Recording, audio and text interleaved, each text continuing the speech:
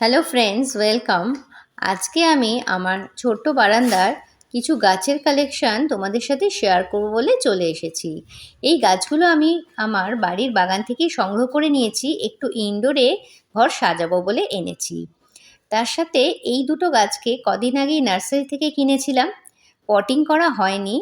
এখন এগুলোকেও পটিং করব বলে রেডি করে নিলাম।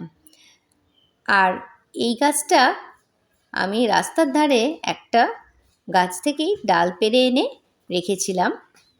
সুন্দরভাবে শেকড় গজিয়ে গেছে জলে রাখার পরে।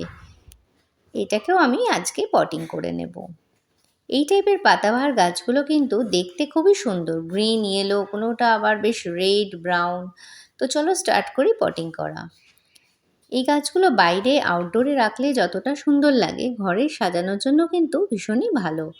আর এই সিঙ্গোনিয়াম গাছটার তো তুলনাই হয় না, দেখতেও খুব সুন্দর। আর এই গাছগুলো কিন্তু খুব হার্ডি গাছ, খুব বেশি যত্নের প্রয়োজন হয় না। কিছুদিন বাদে বাদে জল দিলেই যথেষ্ট, মাঝে মাঝে একটু হালকা রোদ লাগালে খুবই ভালো হয়। আর ঘরের মধ্যে এরা কিন্তু খুব সুন্দর থাকে, কোনো অসুবিধাই হয় না।